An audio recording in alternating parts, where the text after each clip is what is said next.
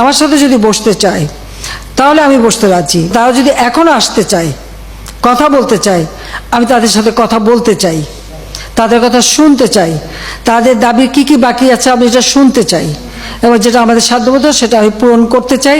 আমি এই সংঘাত চাই না। তারা যদি বসতে চায় আমার সঙ্গে, এই আন্দোলনকারীরা, কোটা আন্দোলনকারীরা, আমি তাদের সাথে বসবো, তাদের কথা শুনবো, তাদের দাবি এ পর্যন্ত যা মেনে নিয়েছে আরও কিছু আছে কিনা সেটা হয়তো শুনতে হবে। এবং আপনাদের সামনে আমি বলতে চাচ্ছি যেটা দেশবাসীরও জানা উচিত যে আমি কখনোই আমার দরজা বন্ধ করিনি।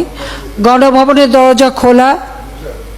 যখনই এই আন্দোলনকারীরা কথা বলতে চায়, আলোচনা করে সমাধান করতে চায়, আমি তাদের সাথে নিজেই বসতে রাজি। আমি আবারও বলছি যে আন্দোলনকারীরা যদি আলোচনা করতে চায়, আমি এখনও রাজি। যে কোনো সময় তারা আসতে পারে, আলোচনা করতে পারে, দরকার হলে তাদের গার্জিয়ানদের নিয়েও আসতে পারে।